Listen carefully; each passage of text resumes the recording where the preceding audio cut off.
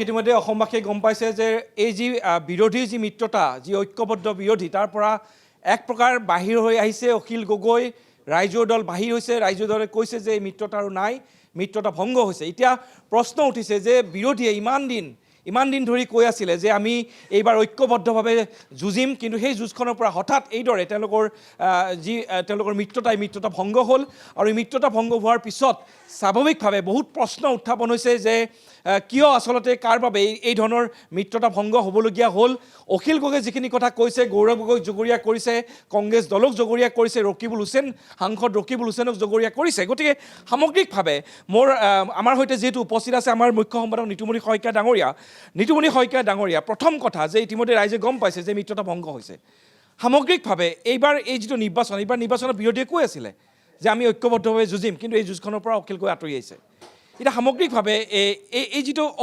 অভিযোগৰ আঙুলি টোৱাইছে গৌৰৱ গগৈ আৰু ৰকিবুল হুছেইন মূলতঃ দুগৰাকী ব্যক্তিক তেখেতে আজি আঙুলি টোৱাইছে এই ক্ষেত্ৰত কংগ্ৰেছৰ কিবা দোষ থাকি গ'ল নেকি সঁচাকৈ আচলতে নয়ন চাওক প্ৰথম কথা হ'ল যে মই কিছু সময় পূৰ্বে মই কৈছিলোঁৱেই যে এপাততাল অকলে নাবাজে ইয়াৰ এই ক্ষেত্ৰত কংগ্ৰেছৰ গাতো দোষ আছে আৰু মই ভাবোঁ অখিল গগৈ গাতো দোষ আছে এই দুয়োটা পক্ষৰ গাত দোষ আছেই এইটো খাটাং আটাইতকৈ দুৰ্ভাগ্যজনক কথাটো হ'ল এইটোৱেই যে যিটো সময়ত বিজেপিয়ে ইমান সুসংগঠিত ৰূপত প্ৰায় দুমাহৰ আগৰ পৰাই নিৰ্বাচনৰ কাৰণে সাজু হৈ এতিয়া তেওঁলোকে জন আশীৰ্বাদ যাত্ৰাত গোটেই হিমন্ত বিশ্ব শৰ্মাই উজনি অসম গোটেই চলাথ কৰি ফুৰিছে সেইটো সময়ত এওঁলোকে যে কোনকেইটা সমষ্টিত নিজে নিৰ্বাচন খেলিব সেইটোকে তেওঁলোকে এই মুহূৰ্তলৈকে চূড়ান্ত কৰিব নোৱাৰিলে আৰু যদি সঁচাকৈ সেইটো তেওঁলোকৰ আজি যদি অখিল গগৈ কথাখিনিৰ পৰা আমি যিটো বুজি পালোঁ যে এই মিত্ৰতা ভংগ হৈছে তেনেহ'লে তাৰ কাৰণেতো ডেফিনেটলি কংগ্ৰেছ আৰু অখিল গগৈ দায়ী হ'বই মই কোনটো কথা কৈছোঁ যে তেওঁলোকে এনেও এবাৰ চৰকাৰ কৰিব বুলি অসমৰ মানুহে চাগে ভবা নাই মোৰ বিশ্বাস ভবা নাই কিন্তু এটা শক্তিশালী বিৰোধী অন্ততঃ হওক শক্তিশালী বিৰোধী এটা গঠন হওক এনেকৈ চাগে মোৰ মতে মানুহে ভাবিছিল ৰাজনীতিত অসম্ভৱ বুলি একো কথা নাই যিকোনো সময়ত সম্ভৱ হ'ব পাৰে একমাহ দুমাহৰ ভিতৰতো দৃশ্যপট সলনি হৈ যাব পাৰে সেইটোও ঠিক আৰু গৌৰৱ গগৈহঁতে জানিব যে তেওঁলোকে কি ৰাজনীতি কেনেকুৱাকৈ হিমন্ত বিশ্ব শৰ্মাক ৰুধিবৰ কাৰণে কেনেকৈ তেওঁলোক অগ্ৰসৰ হ'বলৈ তেওঁলোকৰ কি কৌশল আছে সেয়া ভিতৰুৱাকৈ তেওঁলোকে জানিব আমি নাজানো কিন্তু এজন সাংবাদিক হিচাপে আমি বাহিৰৰ পৰা যিখিনি দেখিছোঁ প্ৰথম যিখন লিষ্ট তেওঁলোকে সদৰি কৰিছিল যি 42জনীয়া লিষ্টখন কংগ্ৰেছে সদৰি কৰিছিল মই ভাবোঁ সেই লিষ্টখন সদৰি কৰাৰ সময়তো কংগ্ৰেছে এটা ভুল কৰিছে অন্ততঃ যিহেতু মিত্ৰতা তেওঁলোকে মানে কৰিবলৈ গৈ আছিল সেই লিষ্টখন সদৰি কৰাৰ সময়তো অখিল গগৈ আৰু লুৰিণজ্যোতি গগৈ বা জয়ন্তী কাঠাৰ বা CPM এই যিখিনি তেওঁলোকৰ লগত আছিল সেইখিনিক লগত লৈ তেওঁলোকে ঘোষণা কৰিব লাগিছিল যিটো আজি অখিল গগৈ কৈছে মই আহিম এই বিষয়ে মই সুধিব কৈছোঁ যে অখিল গগৈয়ে যিটো বিবৃতি ইতিমধ্যে দিছে তাত তেওঁলোকে কৈছে যে 2026 বিধানসভা নিৰ্বাচনতো কংগ্ৰেছে আমাৰ বাছনিৰ মাত্ৰ 4খন আসন এৰি দিছে আৰু লগতে কৈছে মাত্ৰ 15খন আসনৰ ভিতৰত 13খন আসন এৰি দিব খোজে তাৰে 9খনেই কংগ্ৰেছৰ বাছনি আৰু সেই 9খনৰো 4খনেই বন্ধুত্বমূলক প্ৰতিদ্বন্দ্বিতাৰ বাবে অৰ্থাৎ আমাৰ বাবে বাছনি 4 আৰু কংগ্ৰেছৰ বাছনি 5 এই গোটেইখিনিক ধৰি কেৱল পোনপটীয়াকৈ প্ৰতিদ্বন্দ্বিতাৰ বাবে 9খন আসনে দিয়া হৈছে আৰু 4খন বন্ধুত্বমূলক আসনৰ কথা তেওঁ কৈছে গতিকে এতিয়া প্ৰশ্ন উঠিছে যে আপুনি যিহেতু কৈছে যে 42খন আসনৰ যেতিয়া তালিকাখন ঘোষণা হৈছিল তেতিয়া আলোচনা কৰিব লাগিছিলে এতিয়া অখিল গগৈ আৰু তেওঁৰ যি দল ৰাইজৰ দল এই ৰাইজৰ দলে আচলতে কোনবোৰ সমষ্টি বিচাৰিছিলে নহয় এতিয়া মই যে ক'লোঁ যে 42খন আসনৰ ভিতৰত এতিয়া ধৰি লওক কেইবাটাও সমষ্টিৰ কথা ক'ব পাৰোঁ তাৰ ভিতৰত মই এটা সমষ্টি আপোনাক যদি কৈ দিওঁ মাৰ্ঘেৰিটা সমষ্টিত অখিল গগৈ ৰাইজৰ দলৰ ফালৰ পৰা ৰাহুল চেত্ৰী নামৰ এজন যুৱকে দীৰ্ঘদিন ধৰি সমষ্টিটোত কাম কৰি আছিল আৰু তেওঁ সেই সমষ্টিটোত তেওঁ নিৰ্বাচন খেলিবৰ কাৰণে মোটামুটি একদম নিজকে সাজু কৰি তুলিছিল আৰু অখিল গগৈও চাগে যতদূৰ সম্ভৱ তৃণমূলত কাম কৰিবৰ কাৰণে তেওঁক কেতিয়াবা ইংগিত দি দিছিল যাৰ কাৰণে তেওঁ যিমান পাৰে ল'ৰাজনে কষ্ট কৰি আছিল বুলি মই জানো কিন্তু সেই একেটা সমষ্টিত কংগ্ৰেছে প্ৰদ্যুৎ বৰদলৈ পুতেকক তাত হঠাৎ প্ৰাৰ্থী হিচাপে ঘোষণা কৰি দিছে তেওঁলোকৰ মাজত এইবোৰ হ'ব পাৰে চাগে পিছত গম পাইছোঁ যে তেওঁলোকে সেইটোত বন্ধুত্বপূৰ্ণভাৱে খেলিব বোলে এতিয়া যদি বন্ধুত্বমূলকভাৱে তেনেকৈ খেলিব বুলি সিদ্ধান্ত হৈছিলে তেনেহ'লে অখিল গগৈয়ে যিকেইটা কথা কৈ আছে যে তেওঁক সেই কথাটো আগতে কনভিন্স নিওৱা নহ'ল নেকি যে বন্ধুত্বমূলকভাৱে খেলিব বুলি কোৱাটো তেওঁক কোৱা নহ'ল নেকি মই ক'ত কৈছোঁ নয়ন কংগ্ৰেছে যে ভুল কৰিছে এই যে বংশবাদৰ যিটো বদনাম কংগ্ৰেছৰ বিৰুদ্ধে আপুনি যদি চাই সেই 42জনীয়া তালিকাখনত তেওঁলোকৰ কংগ্ৰেছৰ যিটো বংশবাদ তৰুণ গগৈ ডাঙৰীয়াৰ পুত্ৰ হিচাপে গৌৰৱ গগৈ, হিতেশ্বৰ শইকীয়াৰ পুত্ৰ হিচাপে দেৱব্ৰত শইকীয়া, প্ৰদ্যুৎ বৰদলৈৰ পুতেক হিচাপে প্ৰতীক বৰদলৈ, ৰকিবুল হুছেইনৰ পুতেক হিচাপে তানজিল হুছেইন, দিগন্ত বৰ্মন ডক্টৰ ভূমিধৰ বৰ্মনৰ পুতেক হিচাপে বৰক্ষেত্ৰীত তেওঁ, এনেকৈ যদি আপুনি চায় তেনেহ'লে দেখিব তাত সঁচাকৈ এইফালে পল্লৱী গগৈ আছিল আগৰ জামালুদ্দিনৰ পুত্ৰ আছে, পুতেক আছে, লাহৰীঘাটত আছে। আপুনি যদি চায় তেনেহ'লে এই বংশবাদৰ যিখিনি তেওঁ প্ৰাৰ্থিত্ব দিয়াৰ কথা আছিল কংগ্ৰেছে সেই 42জনীয়া প্ৰথম তালিকাখনত তেওঁলোকক নিদিও একেবাৰে শেষৰ তালিকাখনতো দিব পাৰিলেহেঁতেন। শেষৰপৰা তেওঁলোকে টিকেট দিবই যদি লাগে কংগ্ৰেছে তেনেহ'লে প্ৰথম তালিকাখনতে দি পেলাই কিয় মৰিলে? তেওঁলোকেতো কৌশলগত স্থিতি লৈ সেইখিনি একেবাৰে শেষৰ তালিকাখনতো দিব পাৰিলেহেঁতেন। এইবিলাক কংগ্ৰেছেও কিছু ভুল কৰিছে, মই ভাবোঁ যে তেওঁলোকৰ ভুল হৈছে। আৰু 2 নম্বৰ নয়ন, মই এইটো কথাহে ক'ব বিচাৰিছোঁ যে অখিল গগৈ, গৌৰৱ গগৈহঁতে আচলতে অসমৰ জনসাধাৰণক আচলতে ৰাজনৈতিকভাৱে বিভূতিত পেলাইছে যে তেওঁলোকে বিজেপিৰ বিৰুদ্ধে যিখিনি মানুহে এখন আমাৰ অসমৰ দৰে ৰাজ্যত এটা শক্তিশালী বিৰোধী দল হোৱাটো আশা কৰে বা পাৰিলেতো নতুন চৰকাৰ এখন হোৱাটো যিটো আশা কৰে সেই মানুহখিনিৰ যিটো ৰাজনৈতিক চেতনা সেইটোক আচলতে অসন্মান কৰিছে। আজি যদি এটা সমষ্টিৰ কাৰণে যদি অখিল গগৈ যিটো কথা কৈছে ধিং সমষ্টিক লৈ মিত্ৰতা ভংগ হ'ল বুলি কৈছে, এটা সমষ্টিক লৈ যদি তেওঁলোক মিত্ৰতাত যদি আহিব নোৱাৰিলে ইয়াতকৈ আৰু দুৰ্ভাগ্যজনক কথা কিবা আছে নেকি? কিন্তু এনেকুৱা হ'ব পাৰে নেকি যে সেইটো কৈছে এটা সমষ্টিৰ কাৰণে, ইয়াৰ আঁৰত আৰু বহু কাৰক কিছুমান জড়িত হৈ আছে? হ'ব পাৰে। মই সেইটোকে নয়ন ক'ব বিচাৰোঁ যে এইটো এতিয়া গৌৰৱ গগৈয়ে জানিব আৰু এইটো অখিল গগৈয়ে জানিব তেওঁলোকৰ আচলতে ভিতৰুৱা নেক্সাছটো কি। এতিয়া বহুত কথা ওলাই আছে, যেনেকৈ অখিল গগৈয়ে কৈছে যে ৰকিবুল হুছেইন আৰু গৌৰৱ গগৈয়ে ধিং সমষ্টিটো এৰি নিদিলে, প্ৰদ্যুৎ বৰদলৈ কিন্তু এৰি দিছে।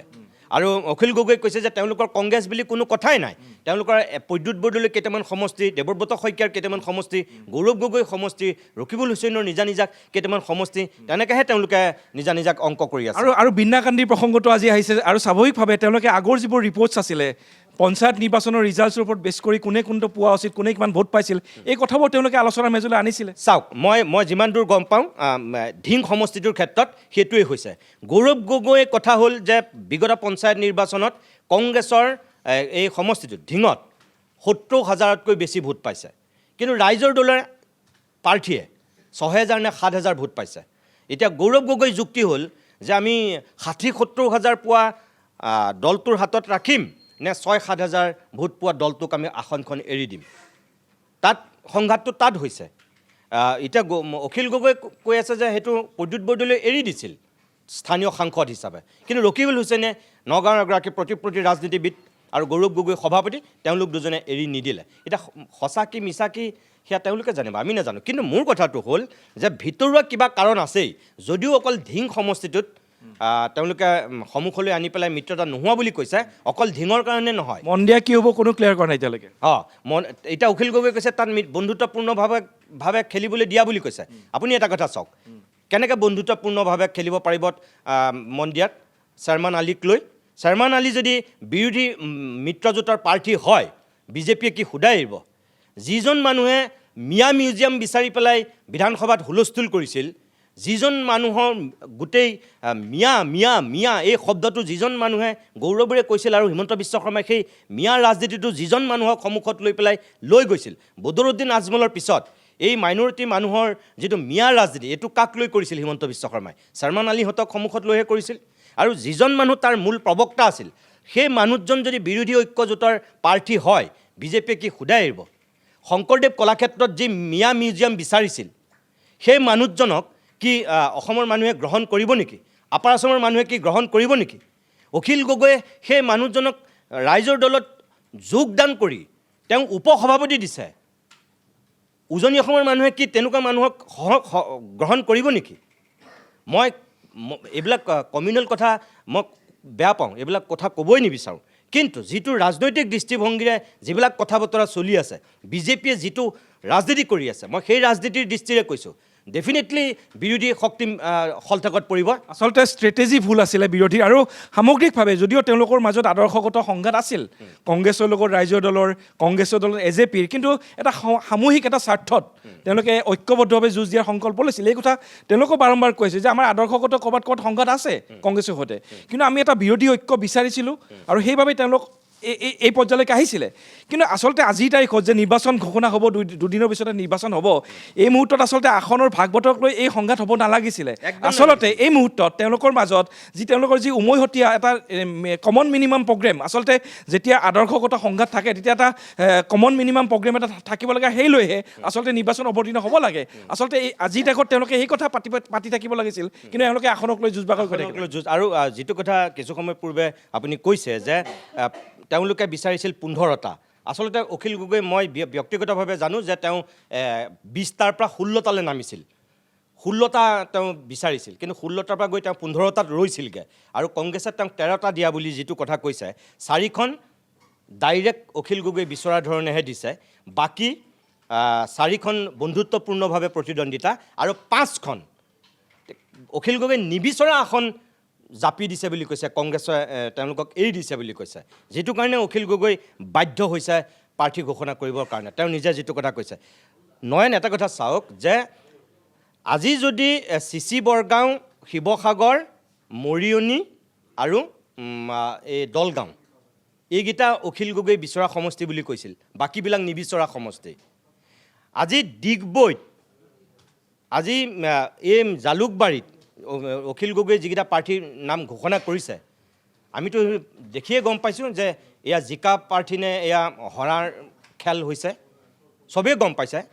মোৰ কথাটো হ'ল যে যিখিনিত হিমন্ত বিশ্ব শৰ্মাক ইয়াত কোনেও হৰুৱাব নোৱাৰে, সেইটো সকলোৱে জানে, কিন্তু যিখিনিত অন্ততঃ যুঁজ হ'ব, যিখিনিত ফাইট দিব পাৰিব বিজেপিৰ লগত বিৰোধীয়ে ঐক্যবদ্ধভাৱে খেলি, সেই তেনেকুৱা সমষ্টিকেইটাত অন্ততঃ এই মুহূৰ্তলৈকে তেওঁলোকে যে মিত্ৰতা কৰি পেলাই এখন ক্লিয়াৰ পিকচাৰ দিব নোৱাৰিলে, এইটো তেওঁলোকৰ কাৰণে আটাইতকৈ চৰম ব্যৰ্থতা।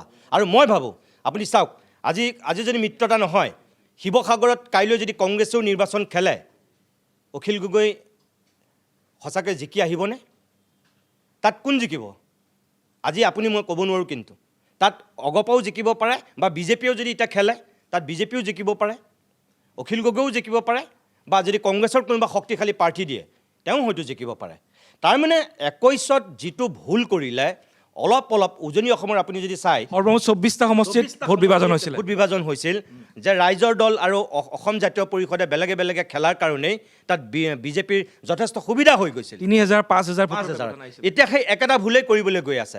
গৌৰৱ গগৈ কংগ্ৰেছে সন্মুখৰ পৰা নেতৃত্ব দি পেলাই নিৰ্বাচনত প্ৰাৰ্থী ঘোষণা কৰাৰ পিছত উজনি অসমত এটা বিজেপি শলঠাকত পৰিছিল। আপুনি যদি চাই, মই এইকাৰণে কৈছোঁ শলঠাকত পৰিছে বুলি, যোৰহাটত যেতিয়া গৌৰৱ গগৈ বিধানসভাৰ প্ৰাৰ্থী হৈ গ'ল, এতিয়া কিন্তু আপুনি যদি চাই যোৱা এক সপ্তাহ ধৰি পাকিস্তানৰ ইছ্যু বিজেপিৰ মুখত নাই। 2 নম্বৰ, যিটো মিয়াৰ ৰাজনীতি, মিয়াক লৈ যিটো কংগ্ৰেছক মিয়া ভোটেৰে কংগ্ৰেছ জয়ী হ'ব বুলি যিটো এজেণ্ডা বিজেপিয়ে তৈয়াৰ কৰি আছিল, যিটো নেৰেটিভ সৃষ্টি কৰি আছিল, সেইটো নাই। গৌৰৱ গগৈ যিটো সন্তান বিদেশী, সেই ইছ্যুটো আপুনি এক সপ্তাহ দেখা নাই।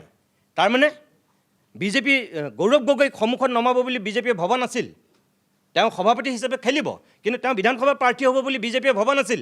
আৰু তেওঁ প্ৰাৰ্থী ক'ত হৈ গ'ল? যোৰহাটত। ডেফিনেটলি গৌৰৱ গগৈ যোৰহাটৰ প্ৰাৰ্থী হোৱাৰ লগে লগে উজনি অসমৰ 10টা বিধানসভা সমষ্টিত তাৰ প্ৰভাৱ পৰিব, ওচৰ চুবুৰীয়া সমষ্টিকেইটাত তাৰ প্ৰভাৱ পৰিব। আৰু আপুনি যদি চাই, এতিয়ালৈকে বিজেপিয়ে প্ৰাৰ্থী ঘোষণা কৰা নাই, কিন্তু কংগ্ৰেছৰ যিখন প্ৰাৰ্থী তালিকা উজনি অসমত আহোম জনগোষ্ঠীটোৰ আপুনি যদি চাই, তেনেহ'লে এতিয়ালৈকে দেখিব 10জন তাত আহোম মানুহ তাত প্ৰাৰ্থিত্ব হিচাপে আছে। আৰু য'ত গৌৰৱ গগৈ সেইটো এটা ভাল পলিটিক্স হয়তো কৰিছে, আপুনি একদম যদি সিফালৰ পৰা আহে পৰন্তি ফুকনৰ পৰা যদি আপুনি চাই, তেনেহ'লে আপুনি দেখিব যে মোটামুটি 10জন কংগ্ৰেছৰ তাত আহোম জনগোষ্ঠীৰ প্ৰাৰ্থী আছে। এই যিটো তেওঁলোকে নেৰেটিভ এটা সৃষ্টি কৰিছিল, কংগ্ৰেছে অলপ, মই ভাবোঁ বিজেপিক অলপ ফাইট দিব পৰাকৈ শক্তি সামৰ্থ্য আহৰণ কৰিছিল, কিন্তু আজিৰ এই সিদ্ধান্তটোৱে এই গোটেইখিনিত মই ভাবোঁ তেওঁলোকৰ অংক কিমানখিনি এতিয়া জংক পংক কৰিব, খেলি মেলি লাগিব, কাৰণ নিশ্চিত হবে, কাৰণ এই দেখা গৈছে যে কাইলৈ দিল্লীত স্ক্ৰিনিং কমিটিৰ এখন বৈঠক আছে কংগ্ৰেছ দলৰ দ্বিতীয়খন তালিকাৰ তেওঁলোকে প্ৰায় সম্পূৰ্ণ কৰিছে, কিন্তু তাৰ আগত এখন স্ক্ৰিনিং কমিটিৰ বৈঠক অনুষ্ঠিত কৰিছে। আৰু এই বৈঠকখনৰ প্ৰাকখনত এইদৰে অখিল গগৈ ছত্ৰভংগ দিয়া বুলি ক'ব লাগিব। আচলতে আমি যি ঐক্যবদ্ধ বিৰোধীৰ পৰা অখিল গগৈ আঁতৰি আহিলে। গতিকে সামগ্ৰিকভাৱে কংগ্ৰেছৰ প্ৰথমখন যিখন তালিকা আৰু আহি থকা যিখন তালিকা আছে, এই তালিকাখনক লৈ আচলতে যথেষ্ট অংক খেলি মেলি হ'ব। নয়ন, আটাইতকৈ ডাঙৰ অংক যিটো কথা আপুনি কৈছে, মই ভাবোঁ তাতকৈ আটাইতকৈ ভয়ানক কথাটো হ'ব যে এতিয়া বিজেপিয়ে যিটো কংগ্ৰেছৰ লগত মানে ফাইট কৰিবৰ কাৰণে সাজু হৈ আছিল, বিজেপি এতিয়া অনায়াসে হাঁহি থাকিব পৰা এটা পৰিৱেশ বিৰোধীয়ে দি দিছে। এতিয়া যুঁজখন হ'ব ৰাইজৰ দল আৰু কংগ্ৰেছৰ মাজত। এতিয়া কংগ্ৰেছ আৰু বিজেপিৰ যুঁজ হৈ নাথাকে, অলপ দিনলৈ আপুনি চাই থাকক। এতিয়া অখিল গগৈ আৰু গৌৰৱ গগৈৰ মাজত যুদ্ধ হ'ব। মোৰ বিশ্বাস যে গৌৰৱ গগৈ অলপ মুখৰ মানে তেওঁ যিটি কথা নোকোৱা মানুহ, ভদ্ৰলোক হিচাপে তেওঁ হয়তো অলপ কৌশলী স্থিতি ল'ব, কিন্তু অখিল গগৈটো নৰ'ব। অখিল গগৈ যিমান পাৰে এতিয়া অখিল গগৈৰ কাৰণে বিজেপিতকৈ এতিয়া কংগ্ৰেছ বেছি শত্ৰু হ'ব আহি থকা দিনত, আপুনি চাই থাকক। আৰু তাৰমানে এতিয়া আৰু শইকীয়া মই আৰু এটা কথা আপুনি কৈছে ইতিমধ্যে পটভূমিবোৰ আৰু কথাবোৰ কৈছে, কিন্তু আমি যদি আকৌ আগলৈ অকণমান উভতি যাওঁ তেতিয়া আমি দেখিম যে সংখ্যালঘু অধ্যুষিত যিবোৰ সমষ্টি আছিলে, এই সমষ্টিবোৰত অখিল গগৈ যি ৰাজনৈতিক তৎপৰতা, সেই তৎপৰতাৰ পিছতেই আচলতে কংগ্ৰেছৰ যিটো মূল সংঘাত, সেই সংঘাতটো আৰম্ভণি কিন্তু তাৰ পৰাই হৈছিলে। আৰু এতিয়া সেই সুযোগটো কংগ্ৰেছে কি নল'ব নেকি? কংগ্ৰেছে যেনেকৈ আজমলক যেনেকৈ বিজেপিৰ বি টিম বুলি কৈ পেলাই খতম কৰিছে, আজি যদি অখিল গগৈক যদি তেনেকৈ কাইলৈ কংগ্ৰেছে এষ্টাব্লিছ কৰে যে বিজেপিৰ এতিয়া বি টিম অখিল গগৈ, তেনেহ'লে অখিল গগৈ কি মাইনৰিটি ভোট পাব নেকি? নাপাব নহয়। আৰু কংগ্ৰেছেতো সেইটো মোটামুটি সেই ধৰণে লৈ যাব। এতিয়া হিমন্ত বিশ্ব শৰ্মাৰ ইচাৰাত অখিল গগৈ মিত্ৰতা নকৰিলে বুলি যদি কংগ্ৰেছে এষ্টাব্লিছ কৰিবলৈ যায়, কাৰ ক্ষতি হ'ব? অখিল গগৈৰো ক্ষতি হ'ব। কংগ্ৰেছেতো নিজেও জীয়াই থাকিবৰ কাৰণে সেই পলিটিক্সটো কৰিবই। যেনেকৈ আজি অখিল গগৈ গোটেই বদনামটো গৌৰৱ গগৈক দিছে, গৌৰৱ গগৈ দম্ভ অহংকাৰৰ কাৰণে এই মিত্ৰতা নোহোৱা বুলি যেনেকৈ কৈছে, তেনেকৈতো গৌৰৱ গগৈ হোৱাত বা কংগ্ৰেছীখিনিতো বহি নাথাকিব।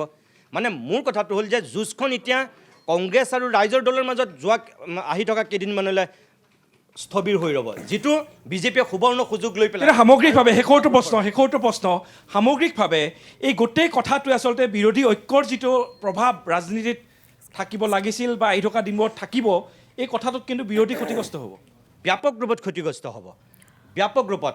অখিল গগৈয়ে কাৰোবাক জয়ী কৰিব পাৰক নোৱাৰক, কিন্তু অখিল গগৈয়ে কাৰোবাক পৰাজিত কৰিব পৰাকৈ তেওঁ কিছু শক্তি আছে, সেইটো অস্বীকাৰ কৰি লাভ নাই।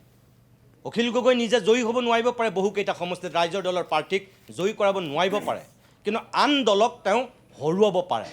সেই শক্তিটো অখিল গগৈৰ লগত আছে। আৰু মই ভাবোঁ সেইটোৱেই এই বিৰোধী ঐক্যৰ কাৰণে আটাইতকৈ এতিয়া মূৰৰ কামোৰণি হোৱা কথা হৈছে মোৰ মতে। ধন্যবাদ নিতুমণি শইকীয়া। এয়া আছিলে আমাৰ মুখ্য সম্পাদক নিতুমণি শইকীয়া। ইতিমধ্যে আমি কৈছোঁৱে যে বহু চৰ্চিত যি বিৰোধী ঐক্য, সেই বিৰোধী ঐক্য প্ৰায় অখিল গগৈ এই ঐক্যৰ পৰা বাহিৰ হৈ অহাৰ লগে লগে অসমৰ ৰাজনীতিত আগন্তুক দিনত আহি থকা দিনবোৰত এটা যথেষ্ট প্ৰভাৱ পৰিব বুলি ক'ব পৰা যায়।